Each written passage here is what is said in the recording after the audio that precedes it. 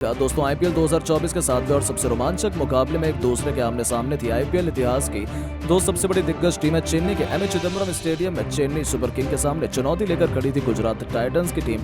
ऋतुराज गायकवाड़ के साथ शुभमन गिल के लिए यह खुद के कौशल को साबित करने की अग्नि परीक्षा थी और फिर चेन्नई के शेरों ने धोनी के नेतृत्व में गुजरात को ऐसा सबक सिखाया कि डिफेंडिंग चैंपियन का बोलबाला पूरे क्रिकेट जगत में सुनाई दिया। सबसे पहले इस रोमांचक मुकाबले में टॉस के बॉस बने गुजरात के नए नवेले कप्तान शुभमन गिल और उन्होंने पहले मेजबान टीम चेन्नई को बल्लेबाजी करने का न्योता दिया जो उन्हें इतना भारी पड़ने वाला था उन्होंने तो सपने में भी नहीं सोचा था। चेन्नई की तरफ से रनों की ताबड़तोड़ बरसात करने के इरादे से ऋतुराज गायकवाड़ के साथ रचिन रविंद्र की तूफानी जोड़ी मैदान में उतरी थी। इन दोनों खिलाड़ियों के कंधों पर अपनी टीम को धाकर शुरुआत दिलाने की अहम जिम्मेदारी थी और आते ही उन्होंने इसका नजारा दिखाना भी शुरू कर दिया। दूसरे ओवर में उमेश यादव को आड़े हाथों लेते हुए रचिन रविंद्र ने पहले एक तूफानी छक्का तो फिर अगली ही गेंद पर चौका लगाकर अपने तेवर गुजरात को दिखा दिए थे।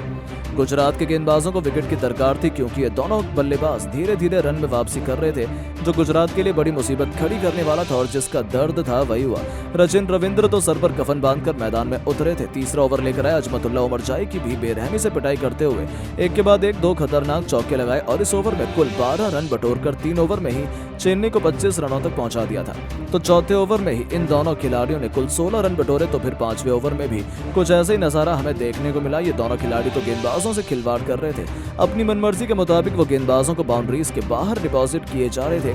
5 ओवर में गुजरात की टीम ने 58 रन रॉकेट की रफ्तार से ठोक डाले और अब तक गुजरात को कोई सफलता हासिल नहीं हो पाई थी। ऐसे में आखिरकार हार मानकर शुभमन गिल ने अपनी टीम के सबसे बड़े खिलाड़ी और तुरुप के राशिद खान का रुख किया। और दोस्तों ऐसे ही थोड़ी ना, राशिद खान को टी20 का इतना बड़ा लेजेंड माना जाता है। दूसरी गेंद पर ईंट का जवाब पत्थर से देते हुए इस खिलाड़ी ने सबसे बड़ी मछली रविंद्र को अपने जाल में फंसा लिया और रचिन रिद्धिमान साहा की स्टंपिंग का शिकार होकर आखिरकार पवेलियन लौटने को मजबूर हुए। लेकिन जाने से पहले उन्होंने 6 चौके और 3 छक्कों की बदौलत केवल 20 गेंद पर 46 बहुमूल्य रन ठोके थे। उनके आउट होने के बाद अब मैदान में मोर्चा संभालने आए थे अजिंक्य रहाणे। 6 ओवर के पावर प्ले में चेन्नई ने 69 रन 1 विकेट के नुकसान पर बना लिया। रहाणे ने ऋतुराज का बखूबी साथ निभाना चाहा लेकिन यह खिलाड़ी भी ज्यादा कुछ योगदान नहीं दे पाया। 12 गेंद पर 12 रन बनाकर उन्हें साई किशोर ने पवेलियन का रास्ता दिखाया। उनके आउट होने के बाद मैदान में गर्दा उड़ाने के लिए शिवम दुबे उनसे उतनी दूसरी तरफ ऋतुराज गायकवाड़ लेमन नजर आ रहे थे लेकिन दूसरी तरफ शिवम दुबे ने आते ही एक के बाद एक 2 तूफानी छक्के जड़कर अपना खाता खोला। दोनों ने मिलकर 11 ओवर में चेन्नई को 100 रनों के पार पहुंचा दिया था। चेन्नई की पारी तूफान के रफ्तार से आगे बढ़ रही थी। ऋतुराज अपने अर्धशतक के बेहद करीब थे तभी गेंदबाजी करने आए स्पेशल जॉनसन ने ऋतुराज का शिकार किया। आउट होने से पहले चेन्नई के कप्तान ऋतुराज 5 चौके और 1 छक्के की बदौलत 36 गेंद पर 46 रन बना पाए।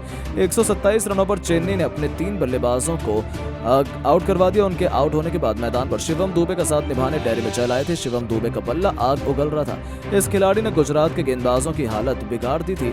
इस खिलाड़ी ने एक के बाद एक 5 छक्कों की बदौलत केवल 22 गेंद में तूफानी अर्धशतक ठोक दिया था। वो अकेले गुजरात के लिए यमराज बने हुए थे।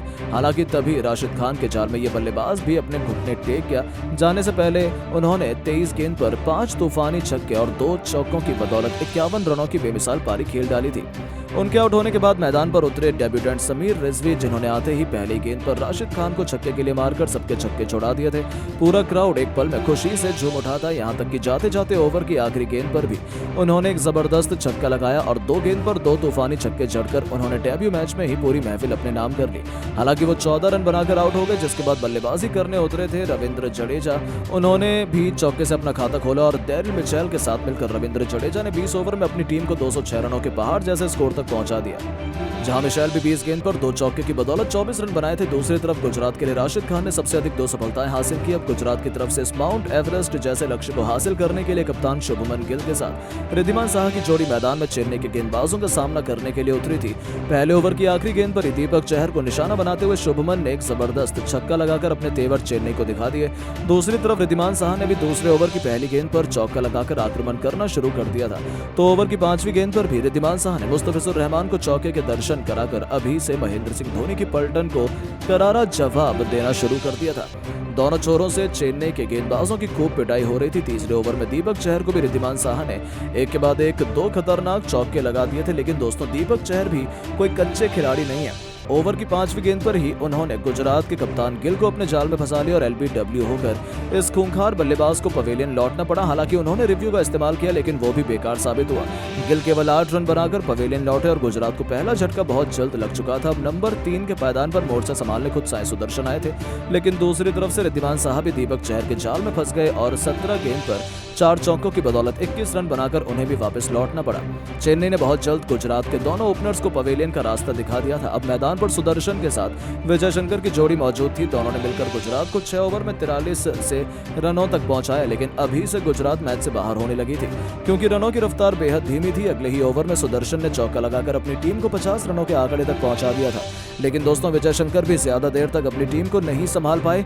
पार्ट टाइमर डेरी मिचेल ने उन्हें धोनी के लाजवाब कैद की बदौलत पवेलियन का रास्ता दिखाया, जहां ये खिलाड़ी केवल 12 रन बनाकर पवेलियन लौट गया और गुजरात की कमर टूट गई। अब मैदान पर साई सुदर्शन के साथ डेविड मिलर अपने बल्ले से तबाही मचाने उतर चुके थे। उन्होंने आते 10वें ओवर में सुदर्शन के साथ मिलकर एक के बाद एक 2 चौके लगाए और 10 ओवर में अपनी टीम को 80 रनों तक पहुंचा दिया। मैच अभी भी चेन्नई की झोली में था क्योंकि गुजरात को जीत के लिए 60 रन गेंदों पर 127 रन बनाने थे, जो नामुमकिन माना जा रहा था। और दोस्तों, ऐसा ही हमें अंत में देखने को मिला।